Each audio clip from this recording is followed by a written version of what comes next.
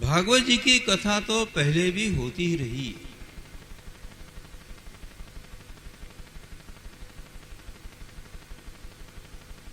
लेकिन श्रीमद् भागवत जी की गरिमा वास्तव में श्रीमद् भागवत क्या है इसका प्रचार प्रसार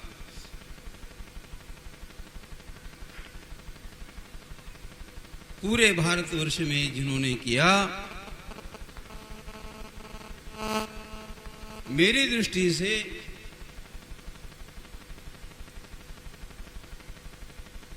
उस महात्माओं को स्मरण करना चाहिए, प्रणाम करना चाहिए। और उन महात्माओं में सबसे अग्रभाग में सबसे अग्रणी जो है, प्रातः स्मरणीय श्रद्धेय डोंगरे जी महाराज को याद करना चाहिए।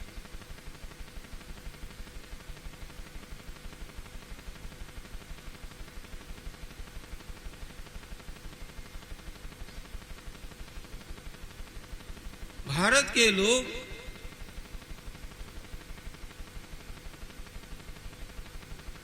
सनातनी लोग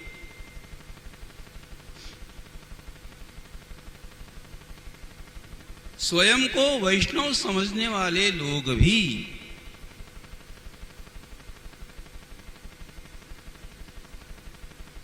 स्वयं को धार्मिक समझने वाला वर्ग भी श्रीमद् भागवत जी की कथा को भूल गया था।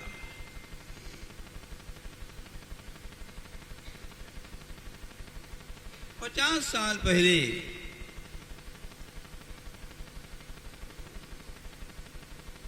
श्रीमद् भागवत ग्रंथ, श्रीमद् भागवत जी की कथा, यह केवल वृद्ध लोगों का यह ग्रंथ है, यह प्रचार था।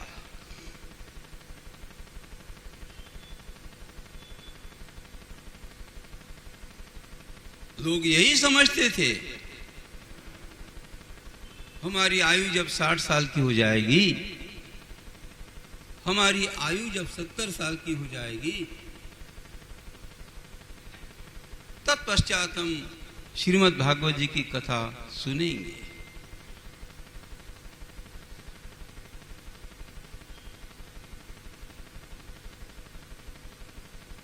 लेकिन भागवत धर्म का प्रचार, भागवत जी की कथा, इस कथा का महत्व, इस कथा की गरिमा परम पूज्य डोंगरे महाराज जी ने प्रवाहित की है।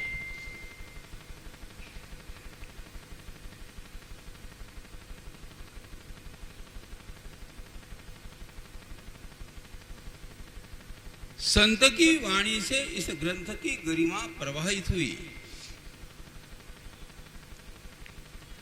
और वास्तव में from all angles he was purified Saint.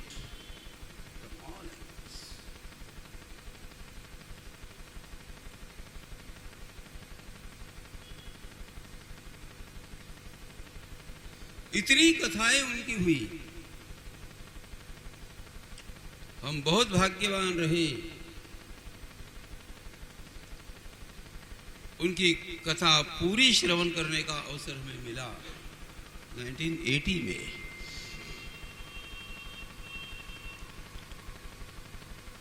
और वह जो अनुष्ठान था अष्टोत्तरी भागवत जी की कथा,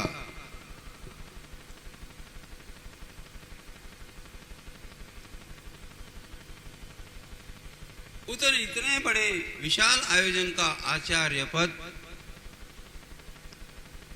हमारे पिताजी के पास था।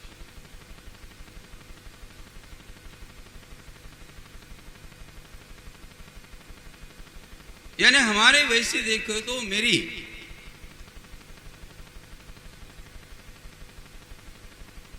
नाइन्थ जनरेशन है, हमारी 9वीं पीढ़ी है। हमारे पूर्वजों ने धर्म के प्रचार के अलावा और कुछ भी नहीं किया।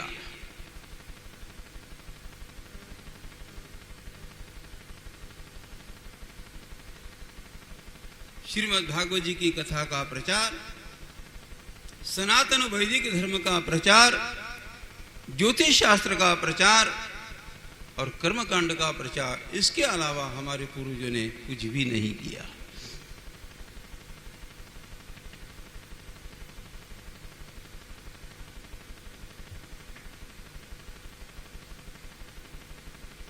जब महाराज जी के चरणारविंदों में बैठ करके हम कथा श्रवण करते थे, उस समय में ऐसी भावना मन में जागृत होने लग जाती थी कि नहीं, वास्तव में जगत में जो कुछ भी चल रहा है, यह सब पाने के पश्चात भी मनुष्य जीवन में कदापि अंतिम समय तक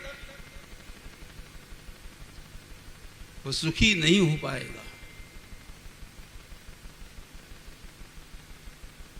मटेरियलिस्टिक डेवलपमेंट, भौतिक उन्नति होने के पश्चात भी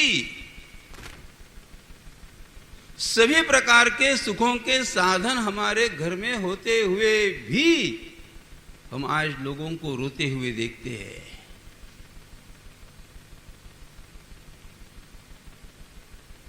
इट मीन्स, इसका सीधा सीधा अर्थ है, सुखी होने के लिए भौतिक वस्तुओं की आवश्यकता नहीं है।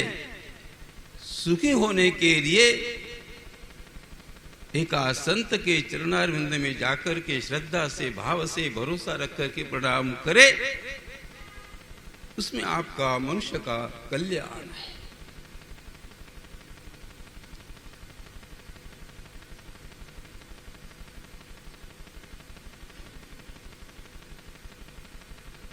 बाहर की कोई भी वस्तु मनुष्य को कदापि शांति प्रदान नहीं कर सकती, कदापि नहीं। This is the universal truth.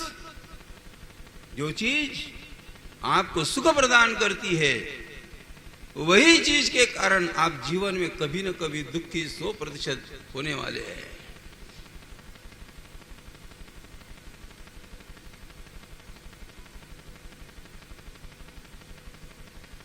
बड़ी गाड़ी है, मनुष्य सुखी हो गया।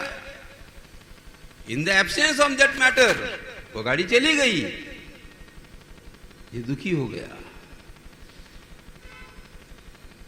जो चीज आपको सुख प्रदान करती है, वही चीज आपको जीवन में कभी न कभी रुलाए बिना नहीं रहेगी, आपको रोना ही पड़ेगा।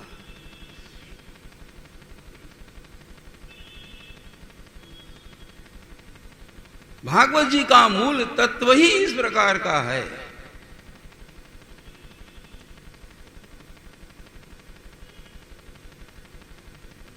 कुछ भी न होते हुए मनुष्य ने जीवन में सुखी कैसे होना चाहिए, कुछ भी न होते हुए मनुष्य ने शांति की प्राप्ति कैसे करनी चाहिए, यह भागवत सिखलाता है।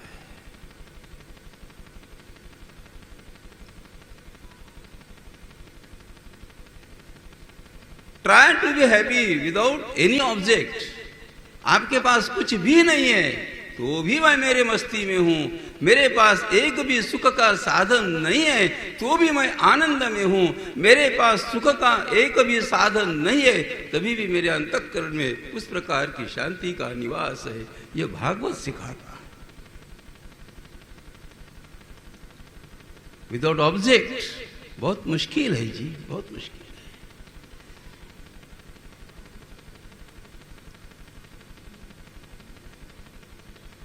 और इस प्रकार की भावना जब मनुष्य के अंतःकरण में निर्माण हो जाती है, तत्पश्चात उस जीवात्मा को जगत में कोई भी दुखी नहीं कर सकता, ब्रह्मा जी भी नहीं।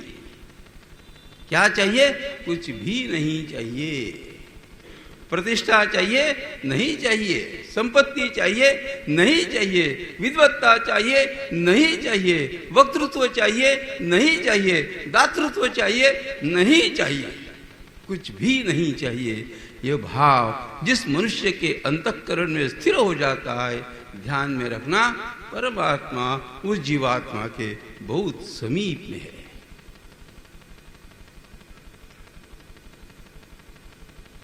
सकल भुवन मध्य निर्धनास्ते भी धन्या। भागवतकार कहते हैं इस जगत में धन न होते हुए भी सकल भुवन मध्य, पूरे समूचे विश्व में जिसके पास धन नहीं है, जो अकिंचन है, वह भी बहुत ज्यादा सुखी है। क्यों? निवसति हृदय शाम श्री हरेर भक्ति रेखा। जिसके अंतःकरण में भगवान के प्रति भक्ति है, वो जीवात्मा कुछ न होते हुए भी वह सुखी है। थोड़ा ध्यान रखो।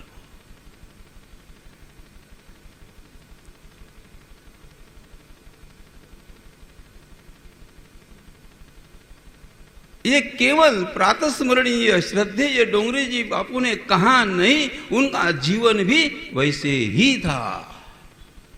कोई अपेक्षा नहीं, निरपेक्षम।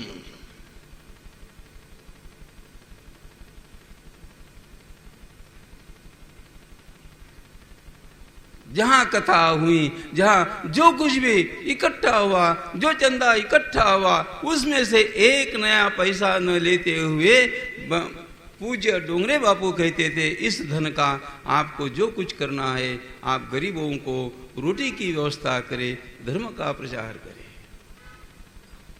कैसा महात्मा होगा जिसके शरीर के ऊपर केवल एक आधी धोती और जिसके शरीर के ऊपर एक केवल पतला हुआ एक अंगोछा, इसके अलावा उस महात्मा ने और किसी बात का संग्रह कदापि नहीं किया। जरा सोचो, इट्स वेरी डिफिकल्ट।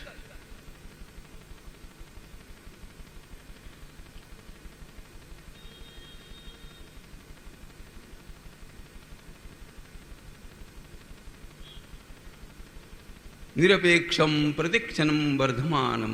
भगवान के प्रति कोई अपेक्षा नहीं।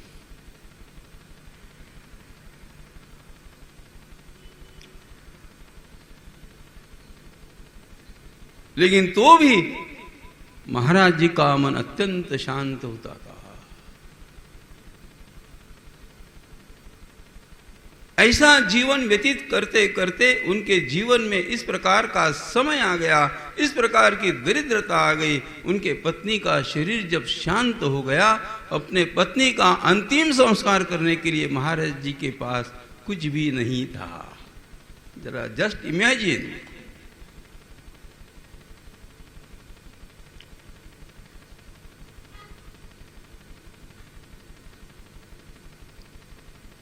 उनके जो एक सेवक थे, उन्होंने कहा कि नहीं, मेरे पास पैसा है, मैं पत्नी के, माताजी के पूरा का पूरा अंतिम संस्कार अच्छी तरह से करने के लिए मैं पैसा देने के लिए तैयार हूं।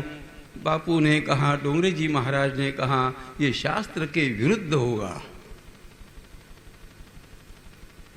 अंतुदोगत्वा उन्होंने अपने सेवक को कहा कि देखो, आपके पास मेरी पत्नी का जो एक मंगलसूत्र मैंने दिया था, उस मंगलसूत्र को बेच करके पत्नी का अंतिम संस्कार मैं करना चाहता हूं। कोई अपेक्षा नहीं, कोई संपत्ति की लालच नहीं, किसी भी प्रकार का मोह नहीं।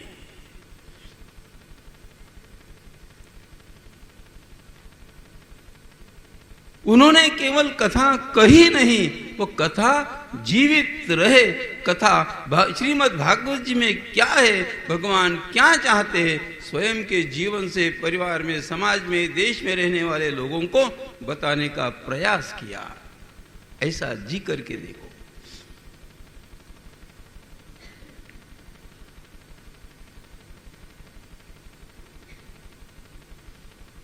हम इतने भाग्यवान रहे, बचपन में उनका स्पर्श हुआ, उनका दर्शन हुआ। हम इतने भाग्यवान रहे। मैं बहुत छोटी आयु में मैं वृंदावन गया था, देवरिया बाबा जी का स्पर्श हुआ। मैं इतना भाग्यवान रहा। मैं ऋषिकेश गया था, मस्तराम बाबा के दर्शन रहे। और सबसे ज्यादा भाग्यवान मैं इसलिए रहा, मस्तराम बाबा ने जैसे स्वयं का शरीर छोड़ते समय उन्होंने हमारी याद की थी। हम इसीलिए भाग्यवान हैं।